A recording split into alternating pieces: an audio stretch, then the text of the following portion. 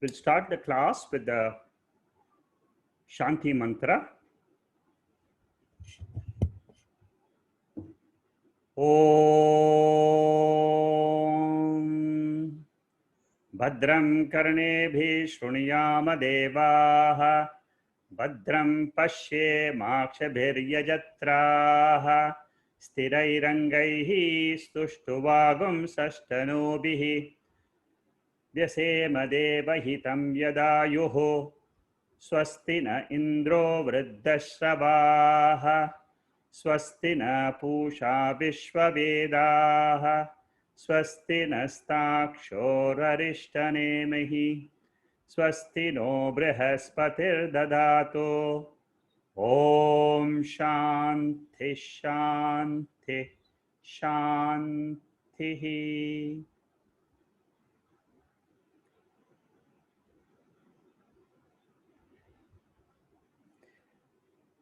Mandukya Upanishad, as I have explained before, is an Upanishad which deals directly with our personal experience, which is called as Anubhava. Normally, when we study Prasthana Trayam, Bhagavad Gita, Upanishad, and the Brahma Sutra, we depend on three pramanams. One is Shruti Pramanam, second is Yukti Pramanam, which is logic, and the third one is Anubhava Pramanam. So this particular Upanishad deals or focuses on the Anubhava of all the jivas. Universally, we all experience three states of consciousness: waking, dream, and sleep. This Upanishad takes these three states and tells us what we are and what we are not. The prime objective of all Upanishads is to reveal our true nature. What we take for granted is the body and the mind as our own self. Beyond this, we don't know. We know the world, we know the body. This body-mind complex is a mystery. The world which we experience is another mystery. So we are faced, when we start our inquiry as to what we are or what the world is or what Ishvara is, we are faced with two mysteries. One about us, one about the world or the Creator. What this Upanishad teaches us is, actually speaking, there are no two mysteries, there is only one mystery in this universe. If you can understand and unravel that mystery, then you have conquered yourself and you have conquered the whole universe, because the reality is only one. Apart from dealing with the three states of consciousness, the Upanishad teaches us that we cannot divorce Sat from Chit. Existence itself is consciousness. Consciousness itself is existence. We must remember this very, very well. Then only we'll be able to understand what is Turiyam, what is our real nature. Our three states, when we are identified with waking, dream, and sleep, is basically a jiva bhava. I am a jiva. I am undergoing three states of experiences. Beyond this three states of experiences, there is a reality. That is the revelation of this Upanishad, which this Upanishad calls it as Turiyam.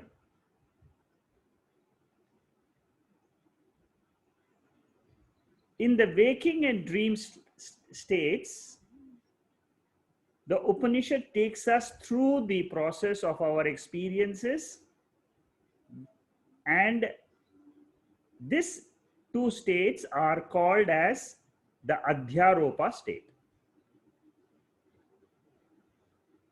When it comes to the sleep state, it is called as the Apavada state. So through the methodology of Adhyaropa, Apavada, the Upanishad reveals to us the reality which lies beyond these two. That means everything which is there, all the experiences in the waking and dream, they all dissolve in the sleep state. And beyond the sleep state is the adhishtanam, the substratum, which is called as consciousness, which is called as awareness. So our mind has to go through the step-by-step analysis of waking, dream, and sleep. And once you do it in the method in which the Upanishad prescribes, then we will understand that these are the conditions of the mind. They are not my conditions. I am a pure awareness principle. In this awareness, the three states of the mind is coming and going, appearing, disappearing. This is a great jump in our vision. From our identification as the body, mind, as myself, we learn to drop that identification and build a new identification for our own self, and that is awareness. I become aware, I become conscious about my own nature. Then the Upanishad says that three states are only superimpositions on this Turiyam, this pure awareness. The waking state, dream state, sleep state, they're all time bound. Time, space, causation. This is how the Upanishad describes these three. And what lies beyond time, space, and causation is this Turiyam, this awareness principle. So our only bondage which we have is to take the world which we experience as real. That is our bondage. In order to drop this bondage and be free from this bondage, we need to attach our own identity with the pure consciousness as our true nature. This is the methodology of mukti, moksha. So the cause of this entire universe is one principle which is called as awareness or consciousness. This is in summary what we have studied up till now. In today's session, we'll be going through some of the other verses which describe this sleep state, which describe these three states. So maybe today's session and perhaps next week's session will be dwelling on Panchadasi is one text, and the second group of mantras which I'll be taking up for our study is the mantras from different Upanishads. About 13 mantras I have selected.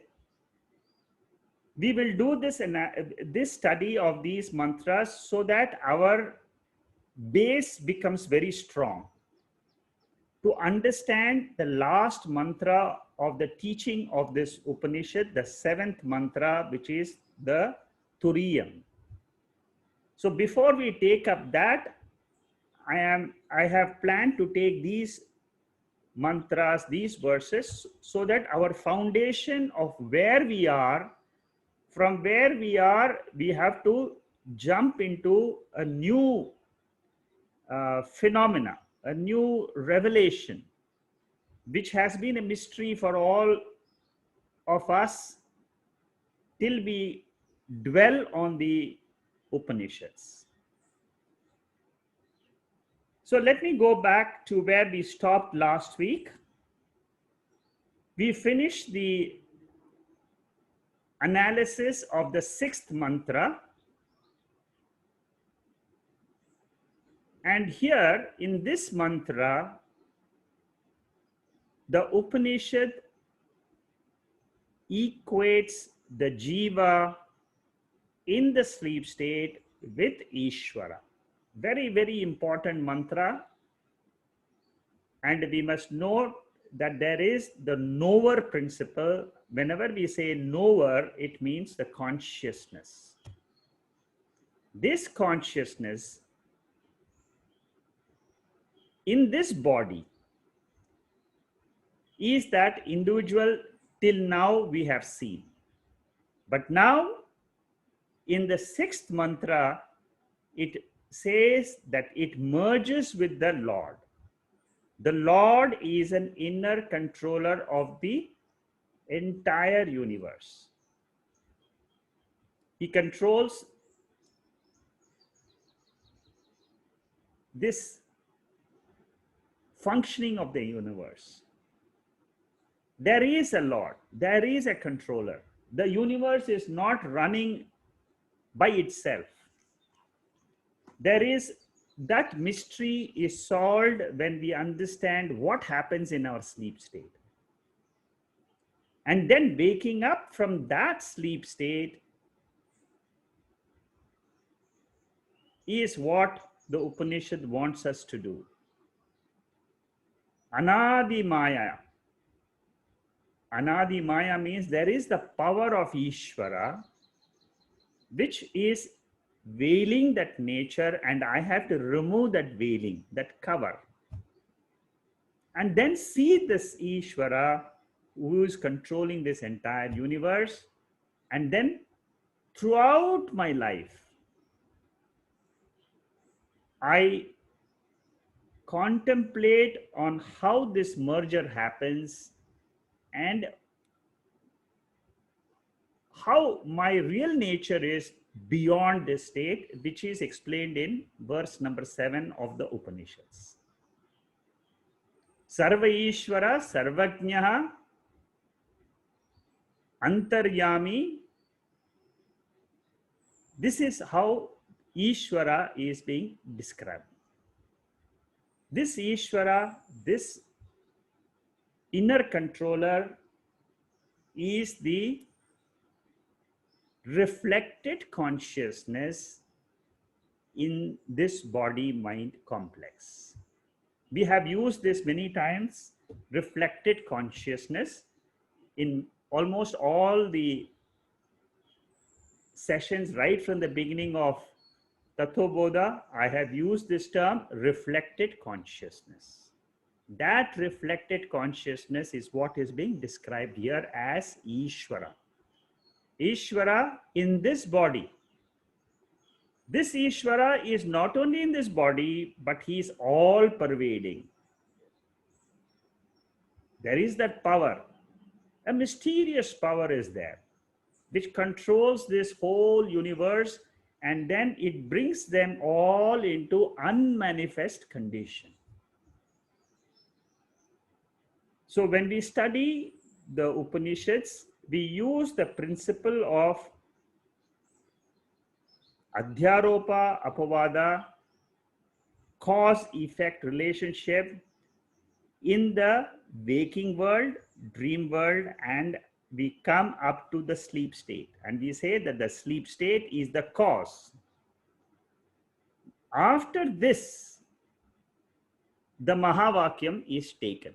Normally, Mahavakyam is taught to a student when he has understood how he should drop his identification with the body and mind, which is called as Viveka.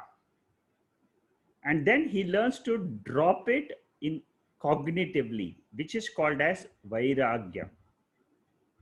So Viveka and Vairagyam are the two pillars on which we learn to drop our identification with this body and mind.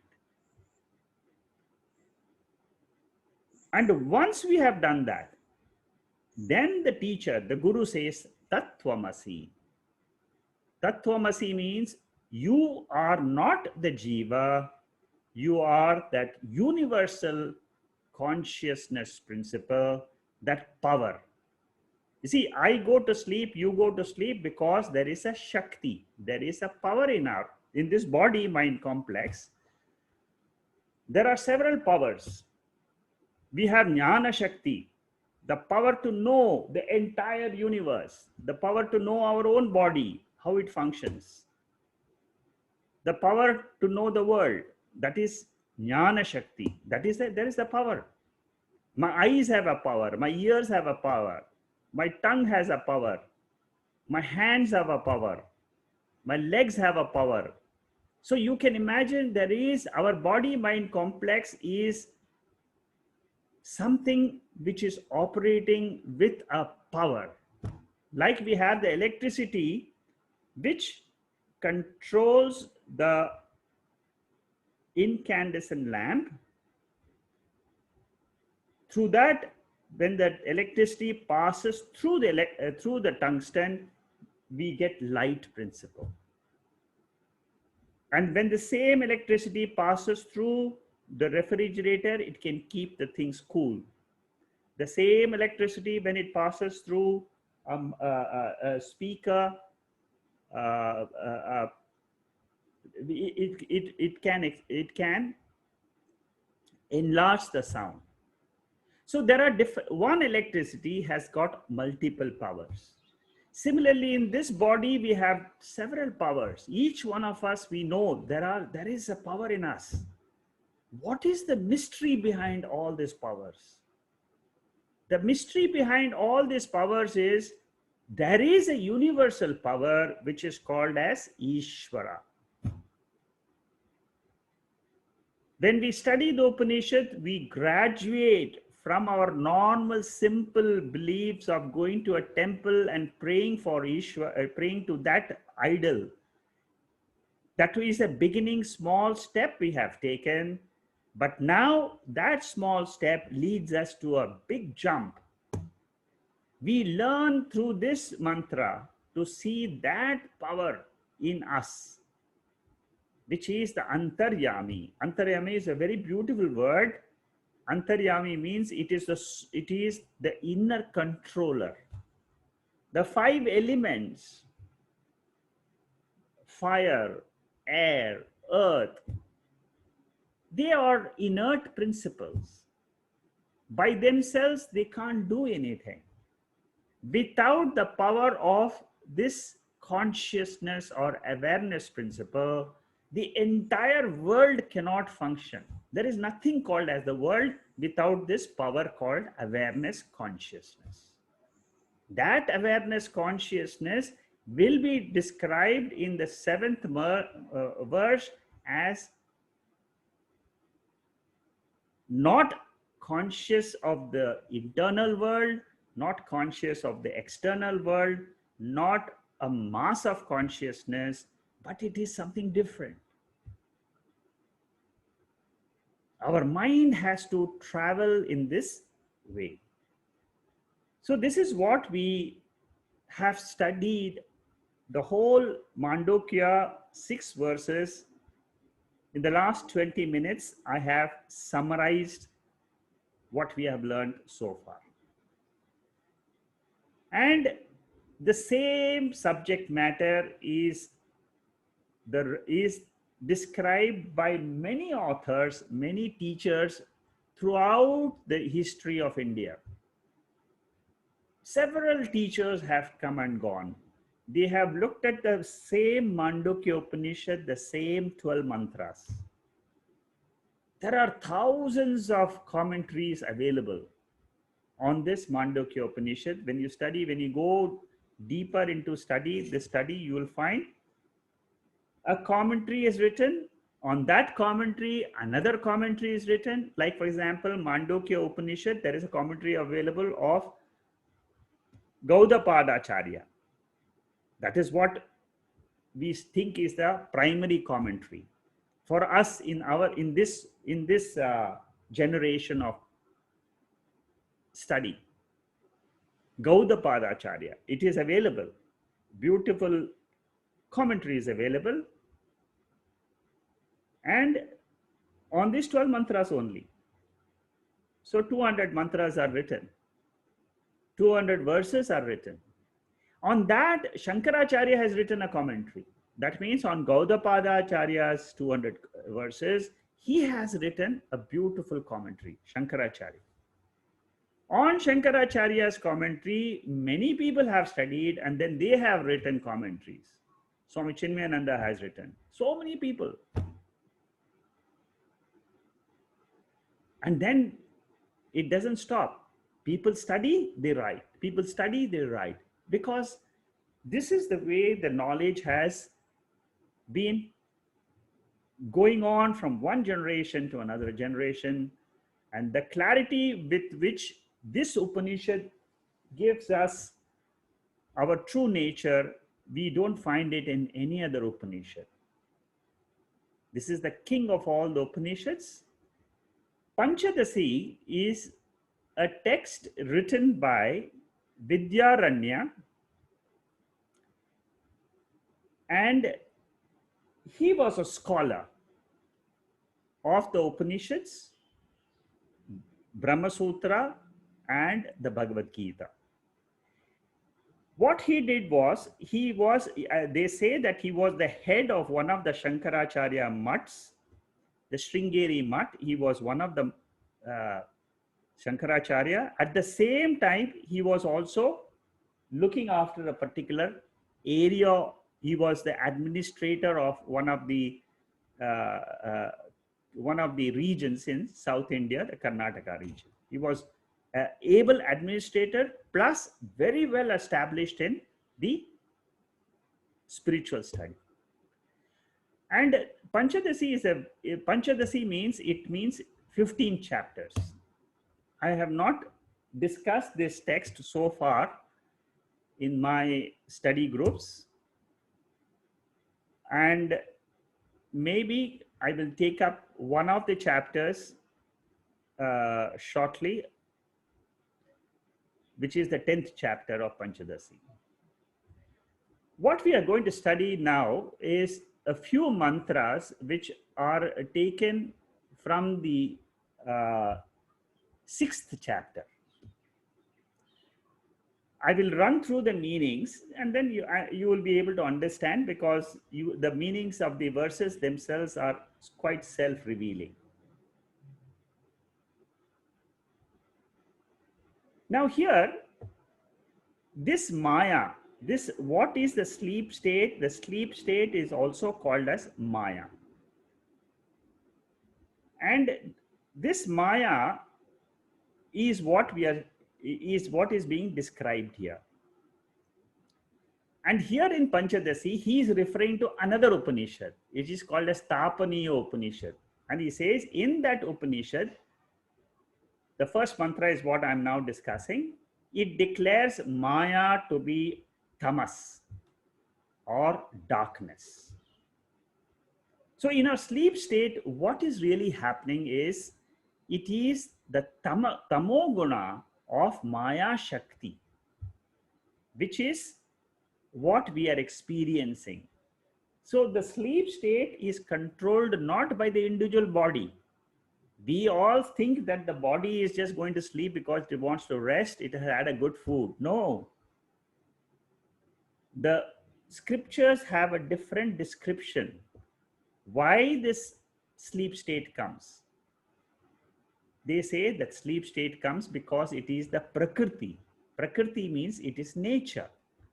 It is the nature of the five elements which puts the elements and the products to sleep. And this tamoguna is darkness. And what happens is, in this darkness, the entire experiences of the waking, they all gets resolved.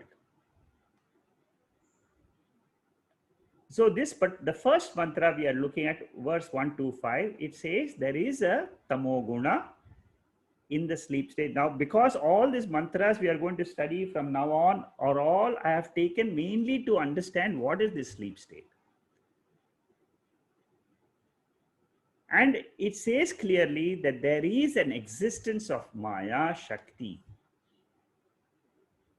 In the Tapunya Upanishad, it says clearly there is a Shakti in this universe which is called as Maya Shakti.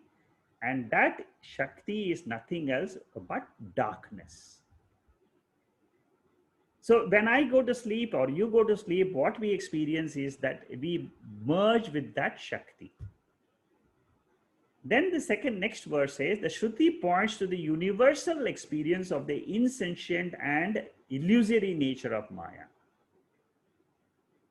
Does this sleep state remain all the time? No.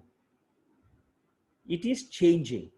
Again, it changes into waking and dream. Again, it comes back to sleep. Again, it changes.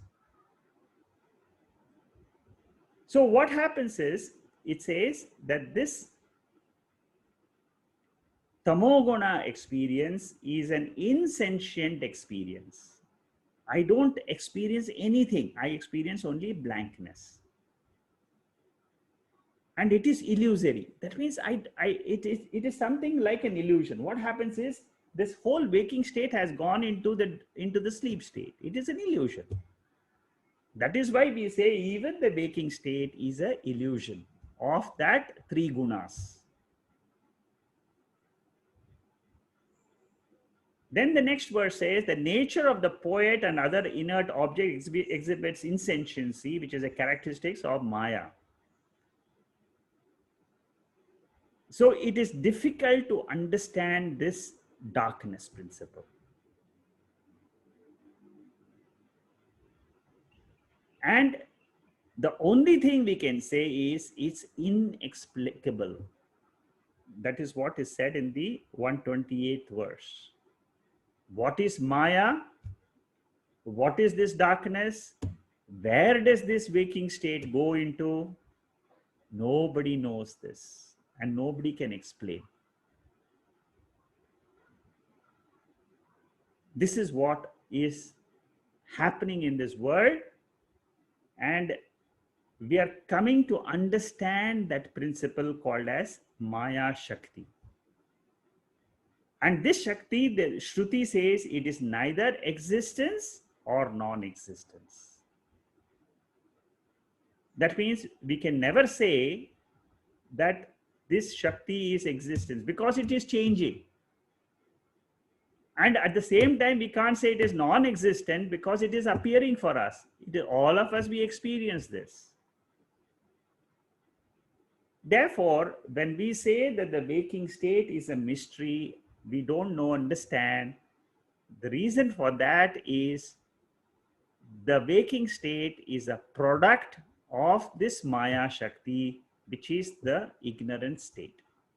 From this ignorant state, the whole world gets projected, and again it gets resolved. Again it gets projected, again it's resolved. And who is the controller of this Maya Shakti? Ishvara. That is why in the Bhagavad Gita also we say Sarva Dharman Parityajya Mamekam Sharanam Braja. I learned to surrender the entire individuality to this Maya Shakti, to this Ishvara principle. The waking state, dream state, sleep state, all the three states put together is called as the Ahamkara I.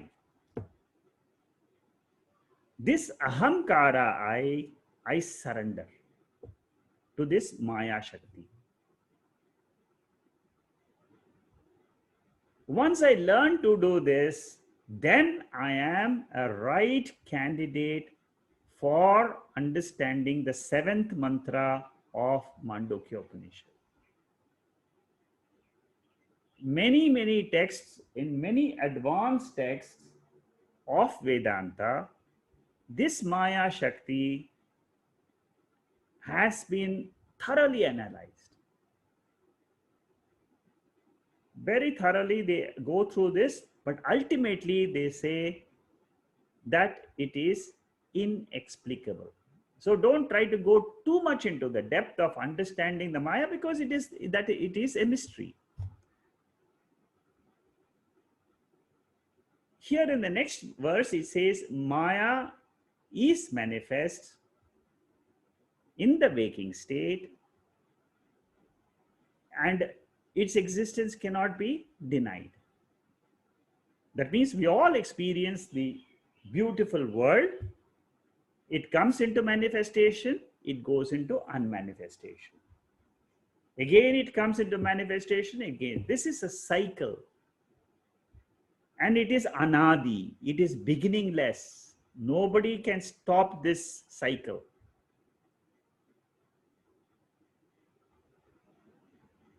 But when we learn to understand this clearly and then drop this as an inexplicable event, then we rise to the level of pure awareness. Who am I in my sleep state? When I say sleep state, there is no, now we are not talking about the ignorance. Now we are not talking about the ignorance with which we go to sleep. Now the question which we are asking is ignorance. There is no more ignorance left. Now I am asking the question, who am I when I am not this ego I, when I am not this ahamkara I? Because I have learned to merge this ego I with the Ishvara.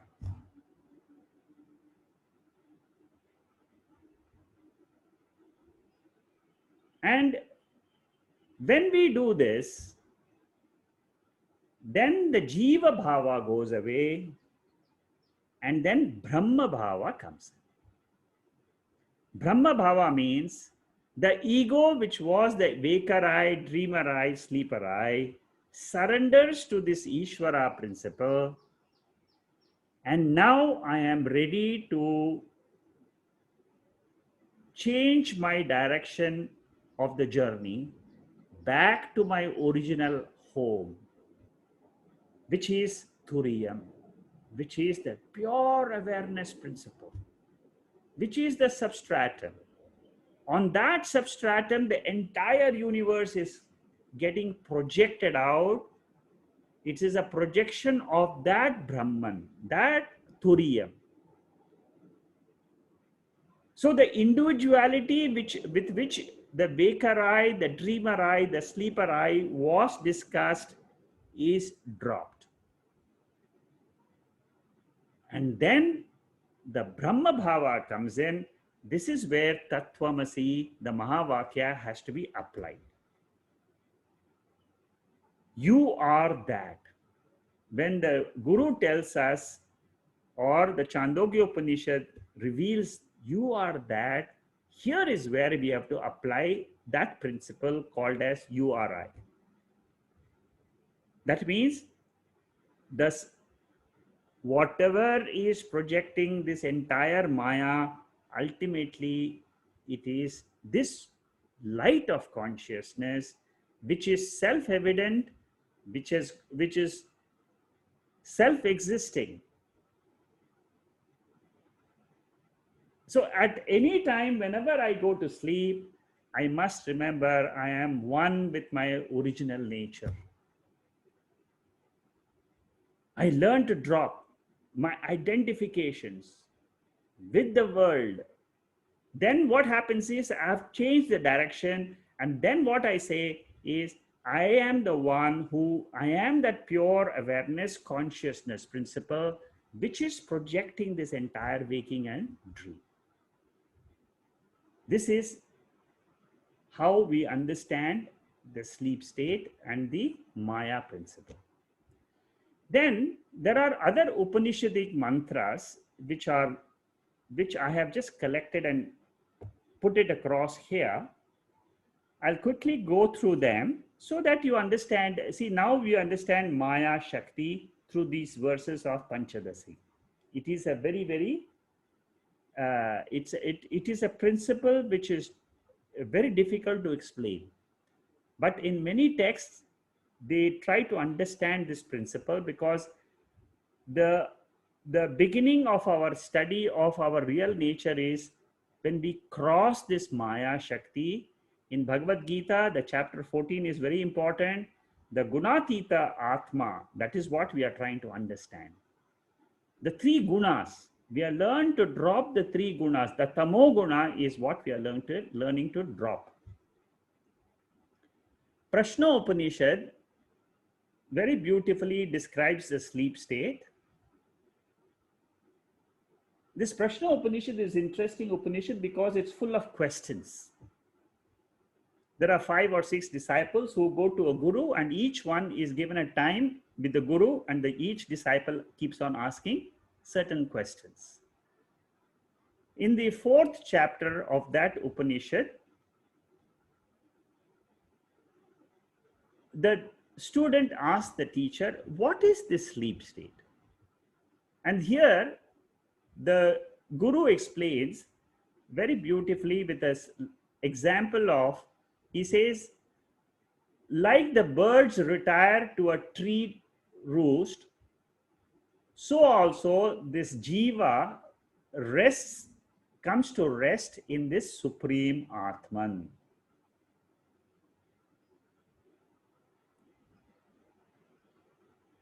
Very beautiful example. You see the birds we see every day when we see when we in the waking state, we see the birds flying, chirping. They go around, and then in the evening time comes, what happens? They all come back to the same tree. They come to rest.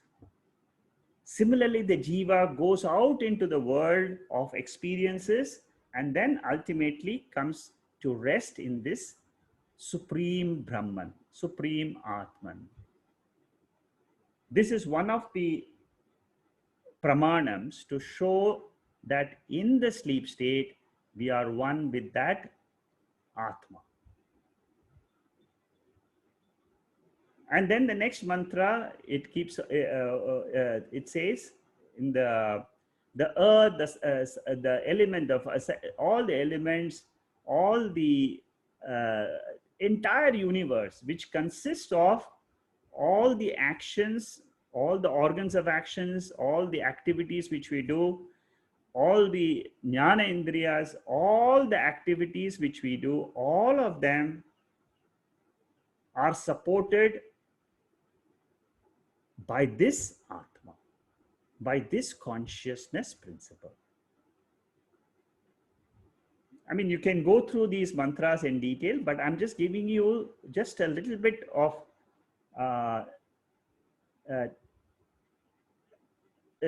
knowledge coming from different Upanishads with reference to the sleep state.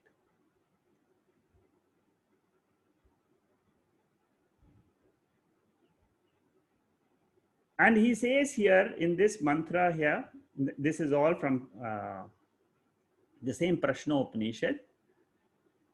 The one who sees, feels, hears, smells, tastes, thinks is the doer, the intelligent ego, the purus. He dwells in the highest indestructible self. That means our ego I, the I with which we, in the morning, we get up and we start doing our activities. That ego I dwells in this pure consciousness. And the one who knows this being, in the next mantra it says, the one who knows this pure being, this Turiyam, this pure awareness, is without shadow, without the body, without the mind. This pure awareness exists without the body or mind.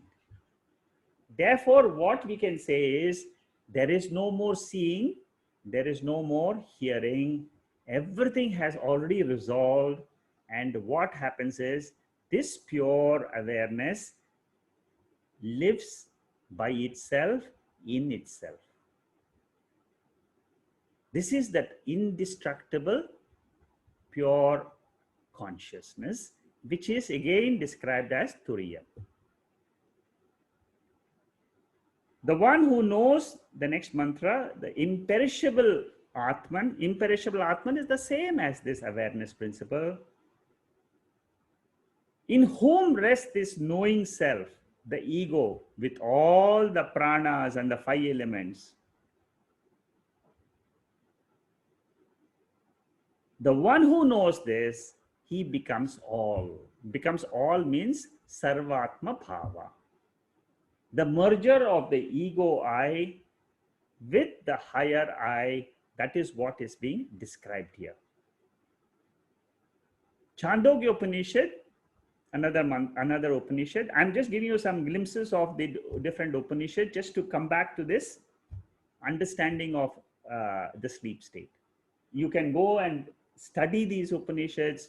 You can go and study these commentaries of these verses to have a greater grasp of what happens in the sleep state. In the Chandogya, Aruni is the Uddalaka Aruni is a guru, father guru, and he is the one who is teaching his son this Brahma Vidya about this Turiyam I, this consciousness awareness principle, the highest. He says to his son,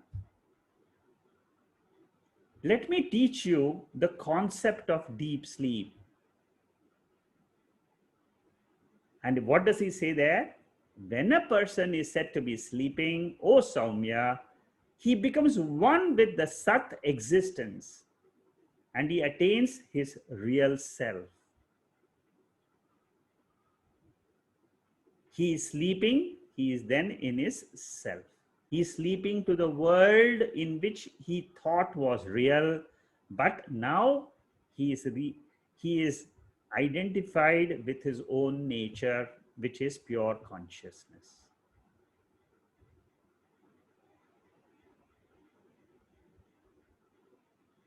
And a similar thing as explained in Kathopanishad, this is not a direct mantra, but again it says,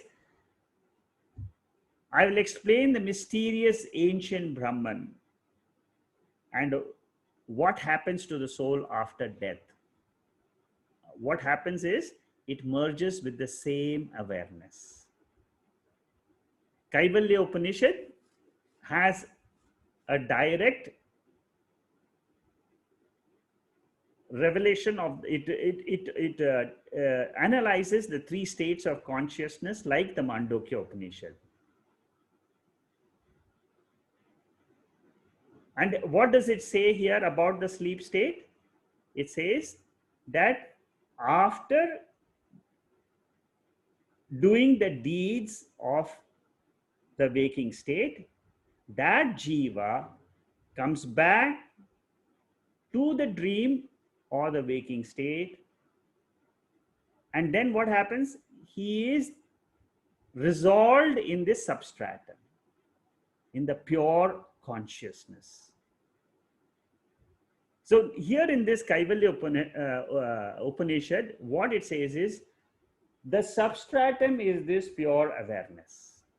From here, the jiva travels to the three cities, waking, dream, and sleep. Waking, dream, and sleep, and comes to rest in, finally, in the sleeps, in the pure consciousness, which is the Turiyam. Brihadaranyaka Upanishad also describes very beautifully. I'm just giving you references where you can go and study. If you are interested, after the Turiyam study, you to understand all the Upanishads, they talk of the same consciousness awareness principle. That is what I want to bring it at this point of time, that everybody, all these Upanishads, they are trying to reveal one mysterious nature of mind, which I don't know, but it exists. And if I know that, I am immortal. Because the one who understands that pure nature beyond the sleep state becomes that Brahman. That is what Mandukya Upanishad clearly says, that the one who knows Brahman, who understands Brahman clearly, becomes Brahman.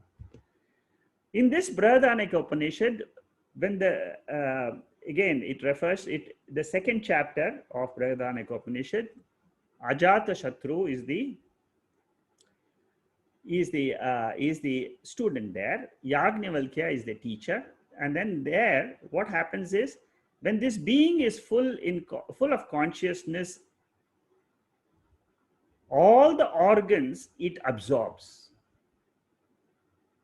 in the akasha of the supreme self, which is in the heart. That means it's basically in the jiva rests again in the sleep state after getting absorbed of all the activities. He rests in this pure self. And what all get absorbed? The organ of speech, the eyes, the ears, the mind. These are the main outlets by which the consciousness goes out into the world to experience the world of objects and forms. Through the eyes, we see forms. Through the ears, we hear the sound. This is all what the world is.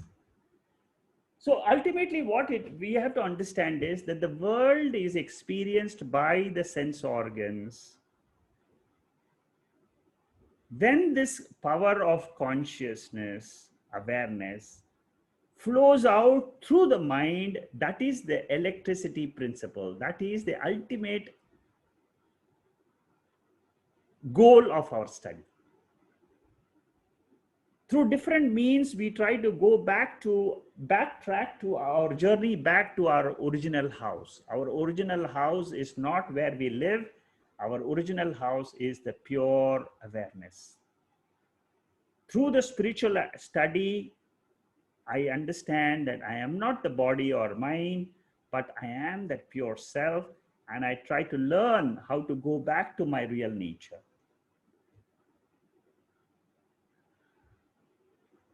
Here are some more examples from Brihadaranyaka Upanishad. Like a spider, it moves the thread, like the fire, which has sparks flowing all around. Similarly, the organs of our sense organs, they are all going out into the world, and then they go back into that pure consciousness. It's a very beautiful mantra, Satyasya Satyam. That means what I see is Satyam, but there is a Satyam beyond that eyesight. And that Satyam is this pure self, pure consciousness. And this pure consciousness, in the next mantra it says, it is never heard, because it is the hearer. That means behind this ears, there is a power, which is the power which belongs to that pure consciousness. You cannot think because it is the power behind the thinker. You cannot see because it's the power behind the eyes. So this pure awareness we can never come across as an object of consciousness. It is always the subject.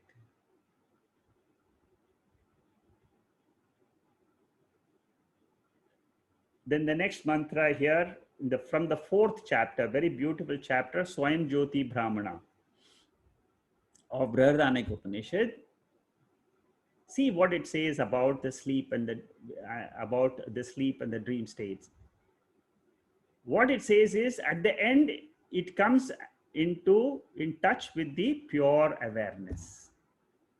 After enjoying himself and roaming, and you see, they all talk about the jiva as a transitory event, and then finally resting in the pure awareness. That's what I want to emphasize in all these mantras, how they reveal whatever Mandukya is revealing is revealed by all this Upanishad. Yajnavalkya was a great acharya, and there he says very clearly that these three states, the jiva is going around in the three states, but ultimately he reaches the state of infinite being. The pure consciousness is what? It is the infinite being. Why is it infinite? Because it is not touched by time. It is not touched by space. It's beyond space. And when I learn this, what do? I learn to understand my nature, and I go towards this pure consciousness. And in this state, what happens is, a father is no father, a mother is no mother. The world is not a world. The gods are no more gods. The Vedas are no more Vedas. What a beautiful statement from the Veda itself. So when we rest in this pure consciousness, I am not a father, I am not a mother. I rest as I am no longer an individual, but I am that infinite being, the pure being. And that is completely untouched, unaffected by whatever happens in this waking, dream, and sleep. Why? Because it is a substratum. How do I understand that? When I wake up to this pure awareness, it is like taking another birth. I was born in this world of waking, in time and space. I am now getting born into a world of no time, no space, which is this pure Turiyam, which is this pure awareness. You can see how deep our understanding of awareness, consciousness becomes once we analyze these three states of our mind. Then some people may ask, how come I don't see? Here the Upanishad says in Swayam Jyoti Brahmana, it says it does not see because there is nothing to see apart from itself. It alone is. Because all the functions of the sense organs are resolved. And it remains in its own true nature, which is immortal. There is no second thing separate from it. All this gets resolved in pure awareness. That is why we say it is non-dual, Advaitam. We are going to see this in the seventh mantra, Advaitam. There is one description of this pure awareness as Advaitam. The same thing is explained in Swayam Jyoti Brahmana also as Advaitam. It's pure. That means there's no duality, or the whole universe gets resolved, and it again comes out from that pure awareness. And that state is like a transparent, pure water sheet of water. Suppose you're watching a sheet of water without any waves. That pure awareness is like that. It's pure awareness with nothing. It's witness without a second. This is Yajnavalkya's reply to Janaka, the king Janaka, and who wanted to know what is this pure awareness? What is this consciousness? So these mantras, they all describe to us different aspects of the same pure awareness. I'll quickly go through this, and then next week we will do the 7th mantra. Here is a small chart just to explain from now where we are going to go. This, on the top of the chart, you should, first of all, you should note that the substratum is the macrocosm. On that macrocosm, the superimposition of the microcosm comes in. This is the first thing we should understand. The substratum at a relative front. Then there is another deeper one, which is beyond all, which is the Turiyam. So when we look at the Turiyam or Brahman or Om, the silence aspect of Om is revealing this pure awareness. That is what we should understand. The 7th mantra, which we are going to see next week, is this top portion, which is called as Atma. And what is Anatma? Anatma, the first Anatma for us is the causal body, which is the Karana Sharira. Now this Karana Shariram, pure Maya, this is where the what we discussed just now, but that the Maya principle is just comes below the pure consciousness. Now we are not starting from waking to dream. Now we are looking at the other way around. I am now starting from awareness principle. When we look from the top down, what happens is the avidya, that means there are two types of ignorance at the individual level and the ignorance at the total level. That means all the jivas put together, they have ignorance about themselves. So there is, both these principles are, one is at an individual level, another is at a total level. And then what we say is this Maya, which is avidya, projects two states, waking state and dream state. The waking state is the manifest. Both the states are manifest. The waking state is what we have seen, the names of Virat, Viswa, and Taijasa. Similarly, in this, Virat and Vishwa, with reference to the Jagrat Avastha, is one pair. In the Swapnas, in the dream state, it is Hiranyagarbha and Taijasa. Anyway, I'll go through this at length after we do the 7th mantra. When we start the Omkara Upanishad, Omkara meditation, it will become more clear. Next week, we are going to study the 7th mantra, the most important mantra of this Upanishad, which is a description. Normally, we say words cannot describe Atma. It is not a description, but it is an indicator. All these words are all indicating us to go towards Atma. Very beautiful mantra.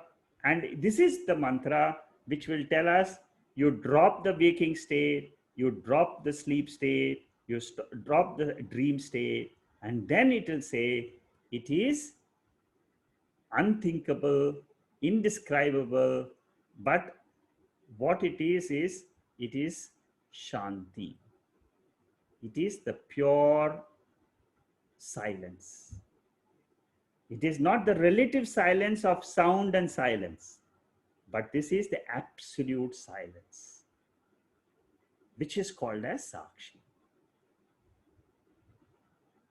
With this, I will close today's talk. If you have some questions, we will take it up. But after the seventh mantra, it will be purely Omkara meditation verses. Those are relatively short. We can finish them pretty fast. And then we'll go to the second and the third chapters of the Upanishad to understand what the commentators have talked about the 12 mantras. So this is how the flow of study will be from next week. Om Purnamada Purnamidam Purnat Purnamudachade Purnasya Purnamadhaya Purnameva Vasishyade. Om Shanti Shanti Shanti.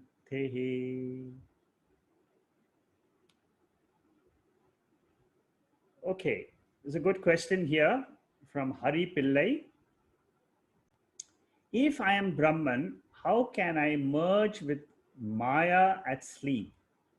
So what exactly is sleep? Obviously, the body doesn't merge. If the Antakarana merges, how and why does it come back exactly as before I go to sleep state? Very nice question. I'll break up this question into two parts. If you analyze from a person with knowledge about Brahman, it is different. When you analyze without the knowledge and you keep the body as still yourself, you are identified yourself as the body, then it is different.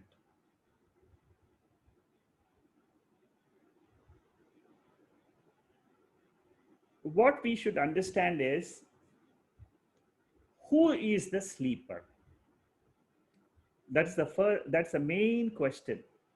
The whole thing boils down to who is sleeping in this body, who is the one who is waking up, and who is the one which is dreaming, sleeping, waking up, dreaming, sleeping, waking up. Once you understand this particular aspect, then everything will become clear.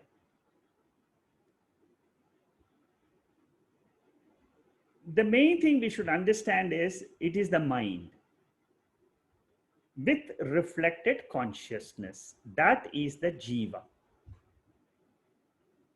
Initially, we are all pure consciousness.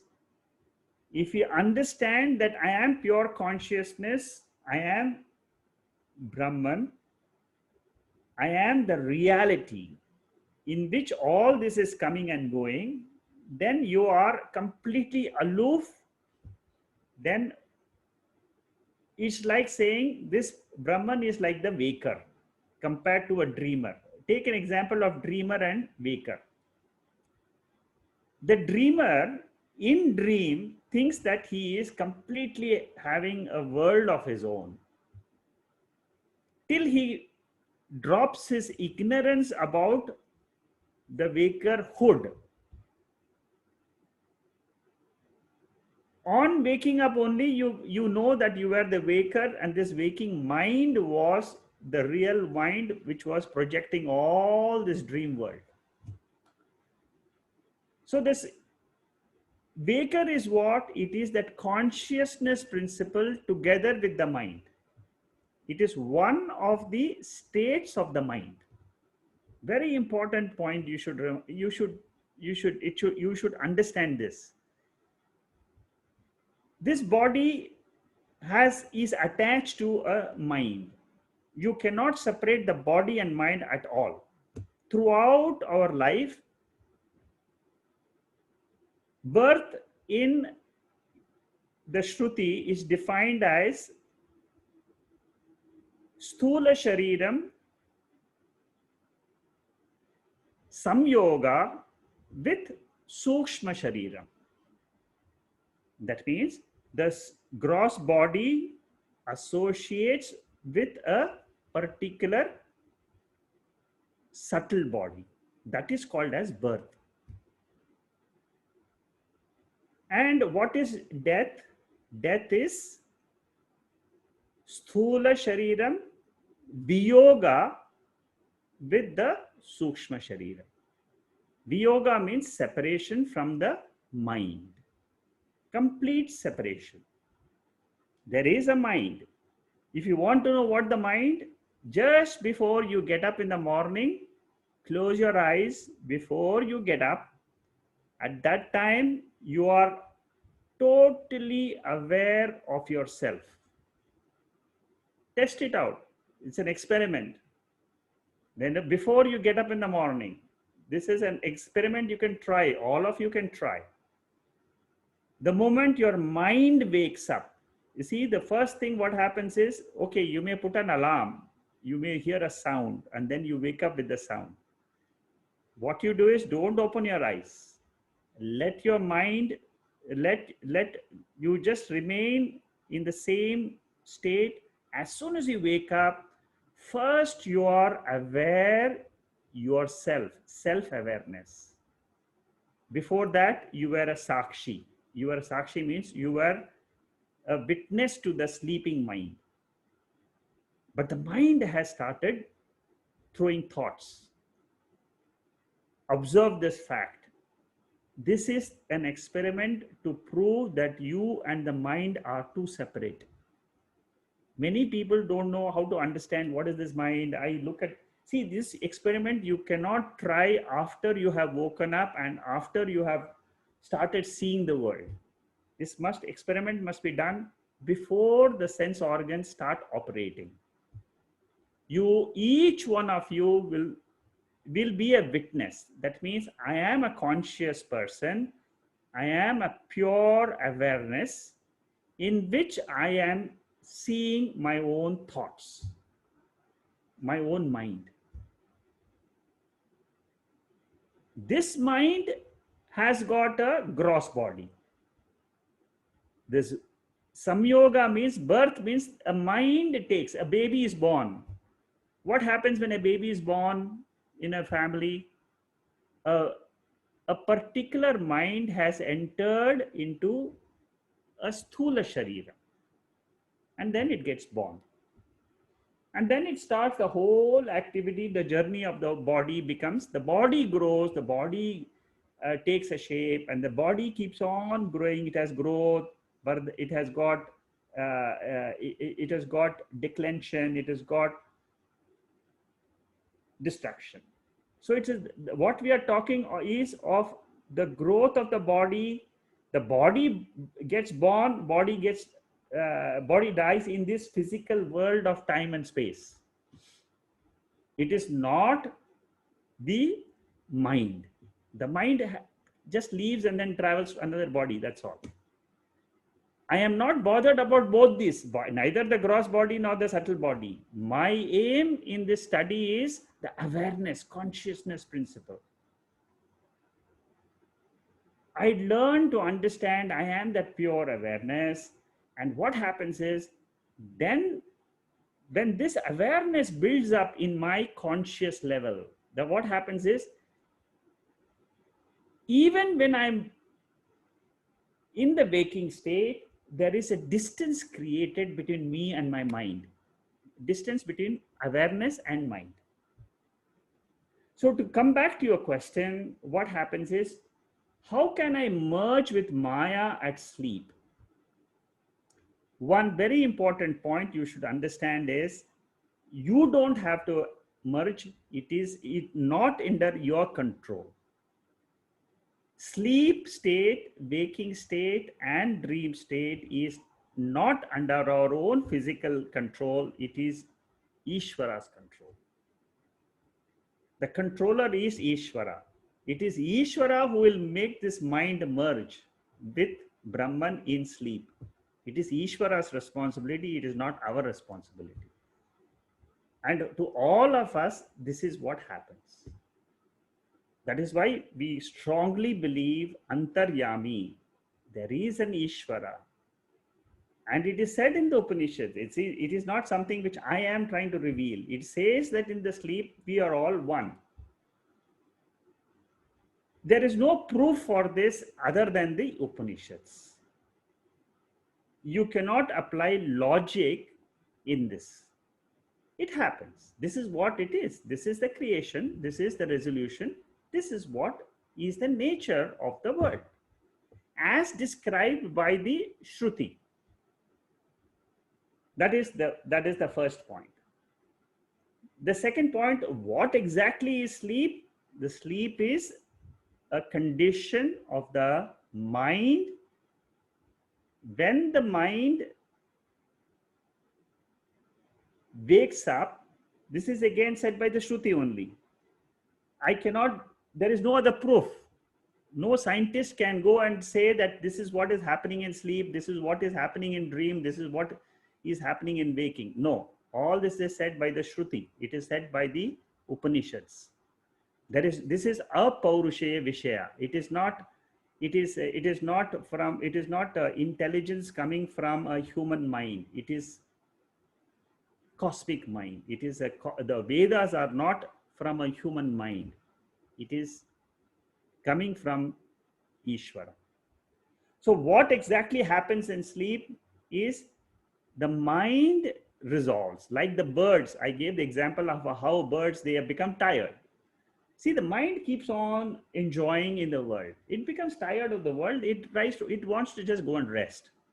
So when it wants to rest, it just goes to sleep. That's all. You can go to sleep at 2 o'clock in the morning, and you can sleep at 5 o'clock in the evening. You had a good meal, you want to go and rest. See, the rest is a state of the mind. So that is what is this next question. Obviously, the body doesn't merge. You are right. The physical body doesn't merge because physical body is at a different realm. It is at a different realm. The subtle body is at a different realm. If you have studied the Tattvabodha, you must know that there are 3 levels: gross body, subtle body, and the causal body. There are 3 levels of our own existence.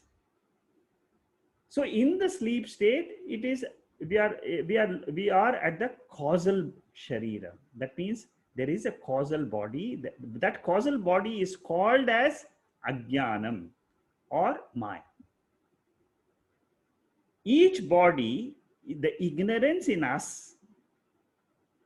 And what is the ignorance? I don't know that I am that pure consciousness, awareness, which I am now learning from the Mandukya Upanishad. When I learn this knowledge, when I get this understanding, my ignorance goes away. When my ignorance goes away, what happens? My identification with the gross body as me will go away. That is why the study of Upanishad is like this. You study the Upanishad, let your mind, let your intellect understand the nature of the world and the nature of Atma. Then the next question is, if the obviously the mind, if the antakarna merges, how and why? Again, how and why is not, it's not a right question. It happens. This is what the Shruti is saying. This is how the scriptures explain to me who am I?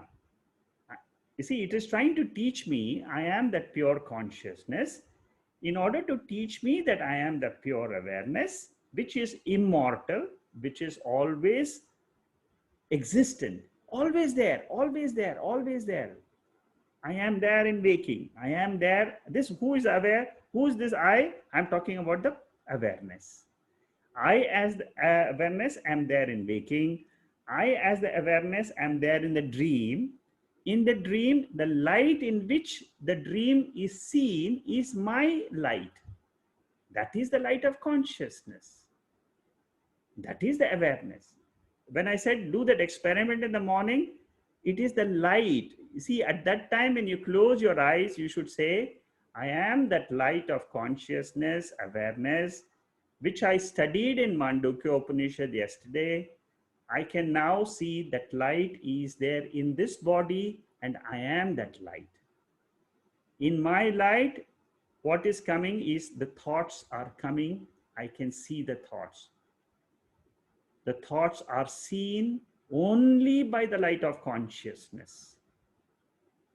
This is a very, very important point. Experiment it yourself. Believe, you see, that is why Upanishads will not say, don't believe in what we say. Experiment and you'll realize. That is why it is called as self-realization. And once you have understood this, then what happens is your mind has to keep on dwelling on that again and again. Oh, I am that consciousness. I am that consciousness. So what happens is repeatedly I keep thinking I am that pure consciousness. Maybe it will start as once a day, twice a day. This knowledge of consciousness goes deeper and deeper, and a day will come when you say this pure consciousness is the light in which this whole waking is coming. I experience, again the dream is coming, again the sleep is coming. This is a cycle which is under the control of Ishvara. That is, and that Ishvara principle has got a higher nature, which is called as Brahman, which is called as Nirgunam Brahman.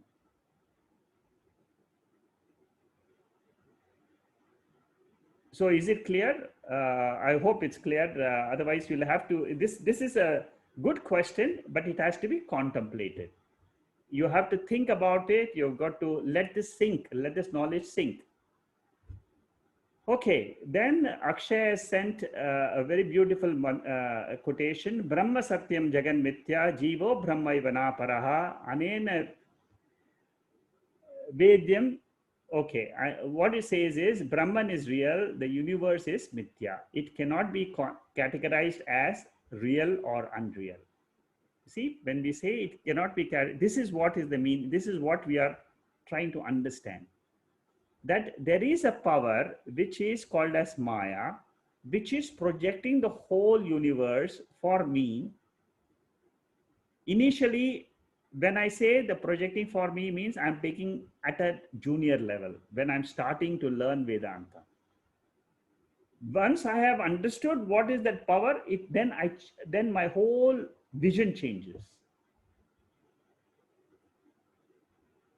Here, mithya is not meant as false, right? It just is an illusion. Yes, it is an illusion. You're right, Akshay. Anybody else has any other question to ask?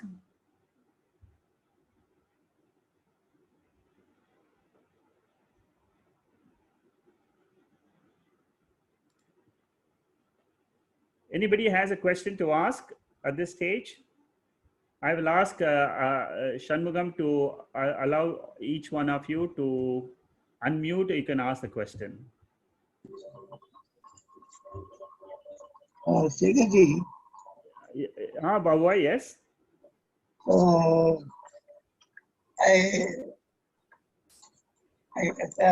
can't understand whether that, after samadhi, is it the soul leaves the body or is it the mind that leaves the body? Oh, after in samadhi, or you're talking about samadhi? Yeah, after samadhi, is it the soul that leaves the body, or is it after the mind samadhi means after death, or are you talking about after death? Yeah. Okay. See, what really happens during death is this mind, along with the sense organs, each one of us has got the power. Okay, so what leaves the body is the mind, the sense organs. They together form a bundle. they form a good group, and they leave the body. You see, this is a question which is there permanently with almost all the students. They have this question till the end of the study, all of us. So what the Upanishads and the Bhagavad Gita says is that the mind alone leaves, and then the house, this mind had a house. You see, this mind had a house which is called as the body. It was either a female body, male body. So the body is left, and then the mind travels. But this traveling is with Ishvara. It is not under my control.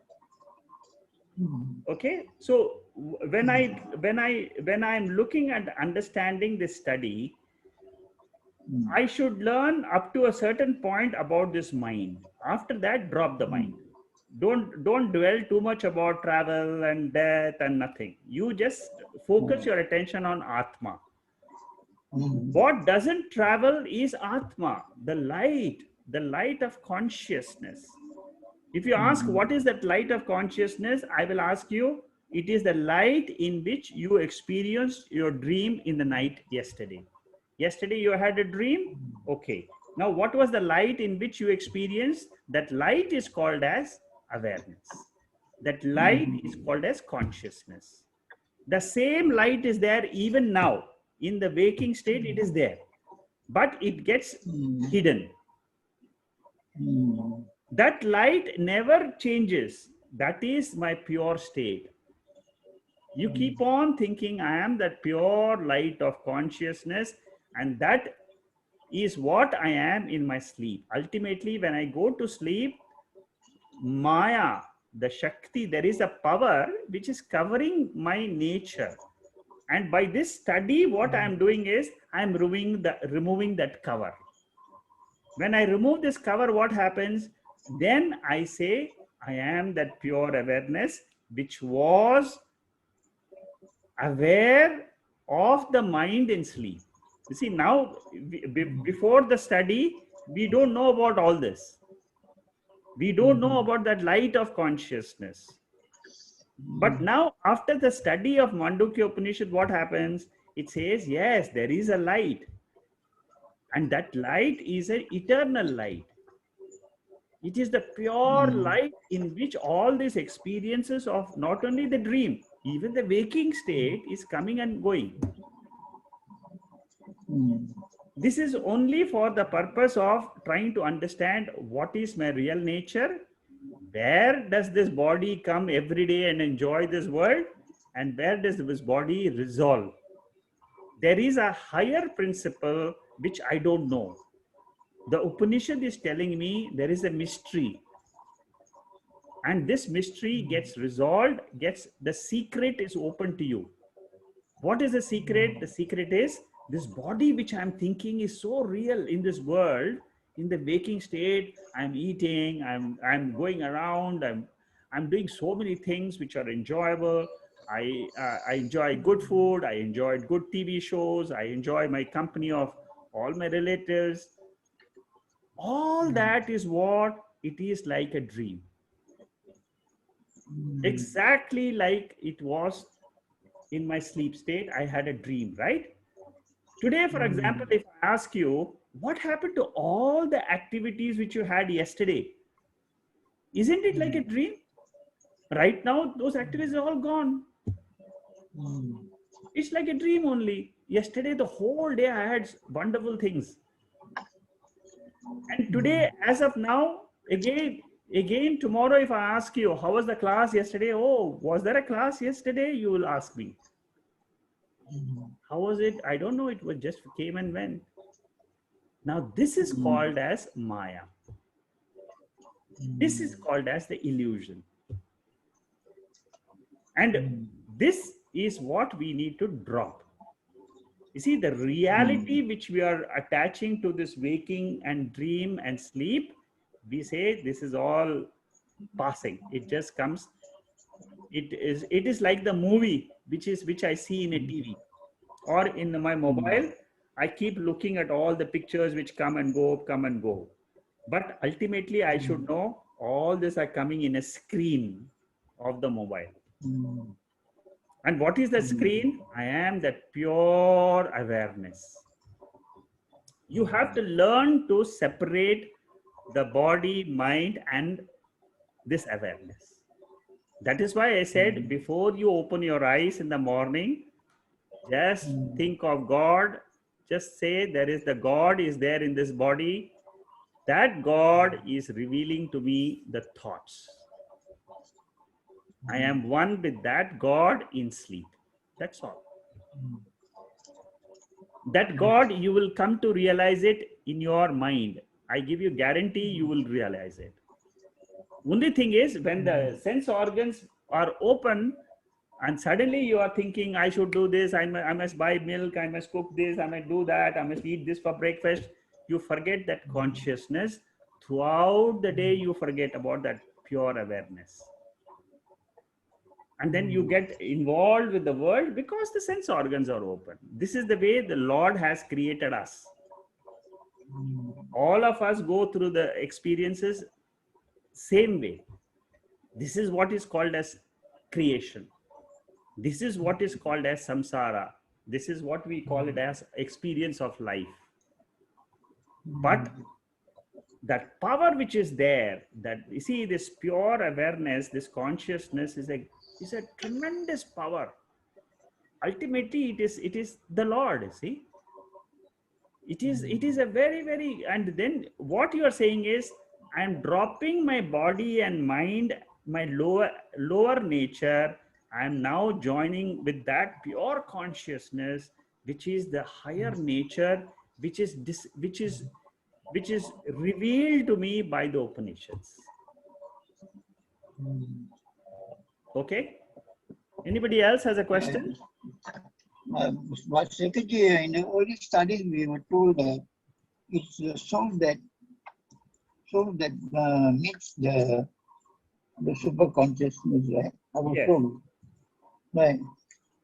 So that's why we are mixed up with whether soul or mind or Atma, whatever, there's a confusion there which makes the super consciousness.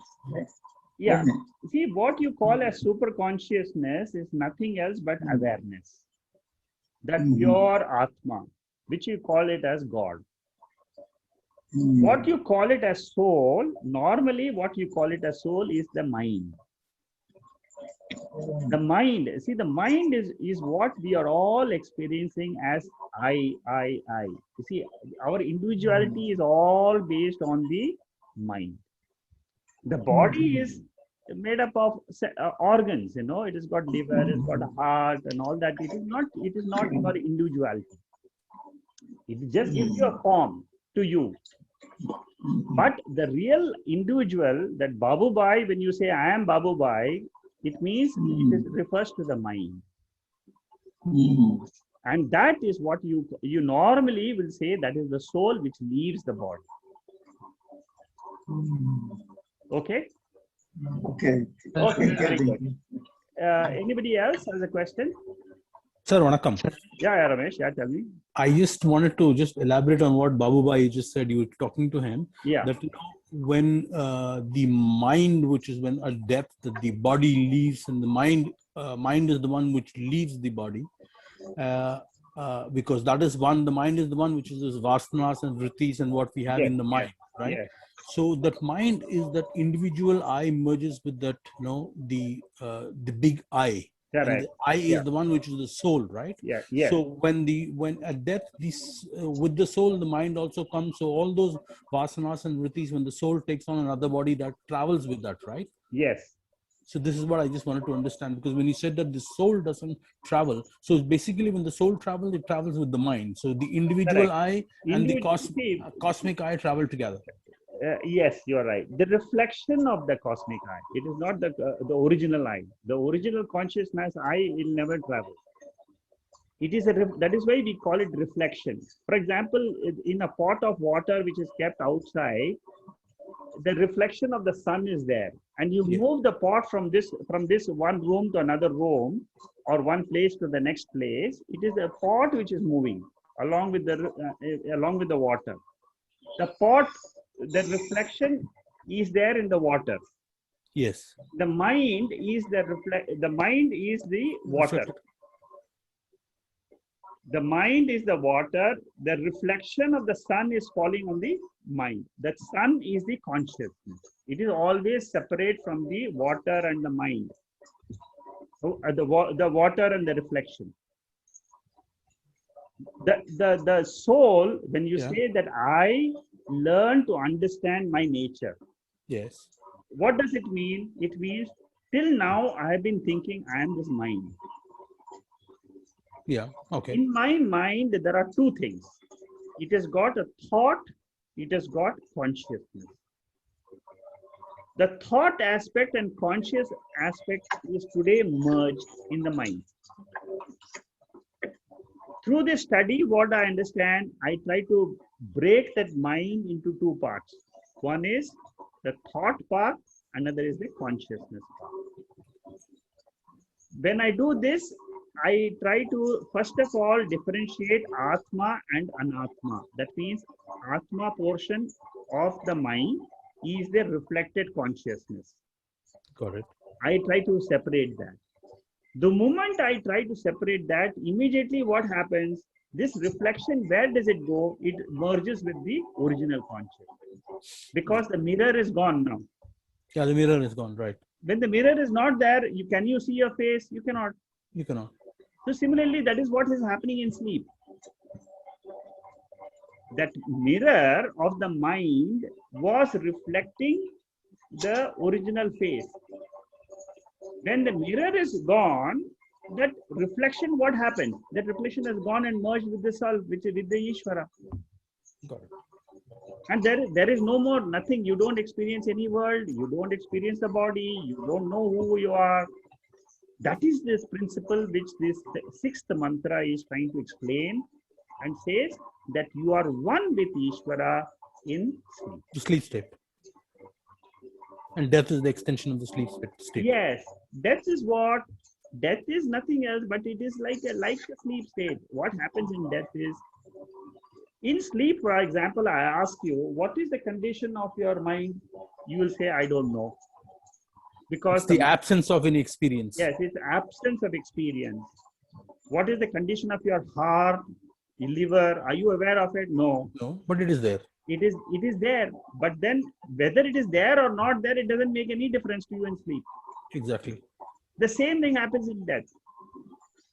Whether the body is there or not, it doesn't make any difference to you, because that is the sleep experience is the best experience to know what happens during death. Yeah, you're one with you are there. You see, in the sleep experience, the consciousness is there. True.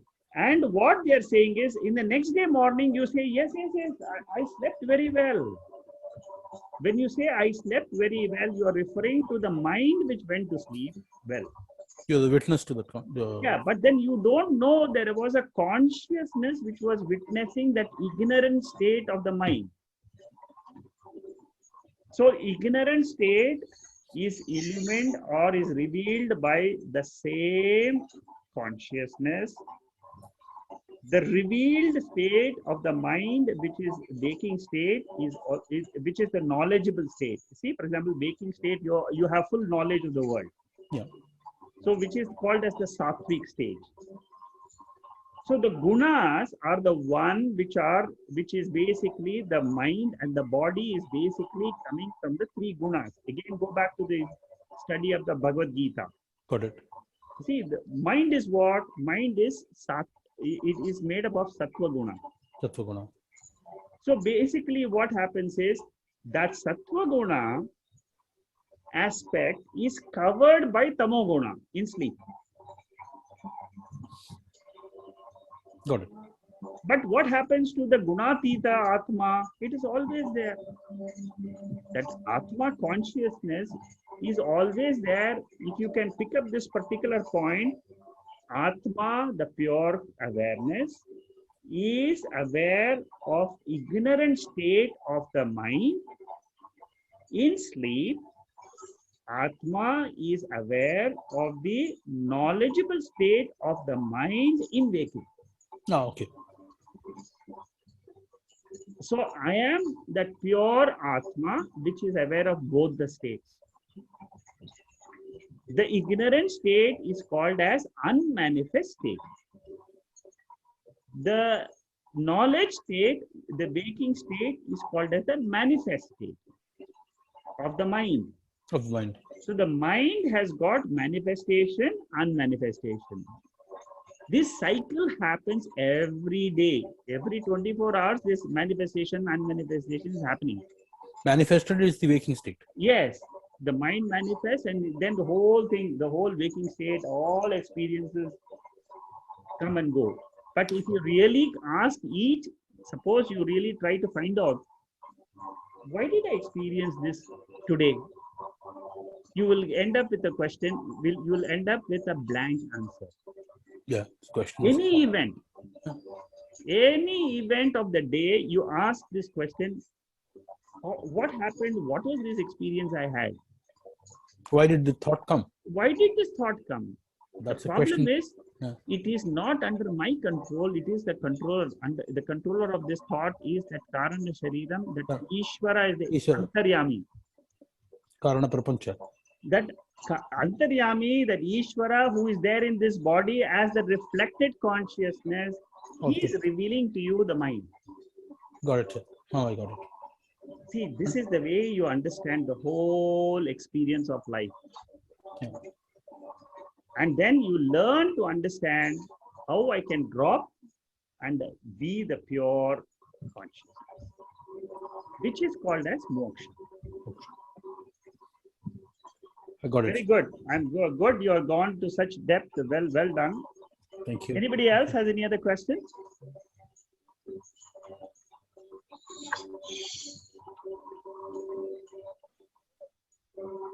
Okay, if there are no questions, if you want to ask me questions directly through an email or by WhatsApp, you can still ask. I will reply to you. But otherwise, next week is the 7th mantra. We'll discuss that. Mandukya 7 mantra. Thank you very much. And we'll meet next week for the 7th mantra. Don't miss the mantra because that is the most important mantra of the Upanishad, which will describe who am I. Thank you and good night. Good night. Thank you. Hari Om.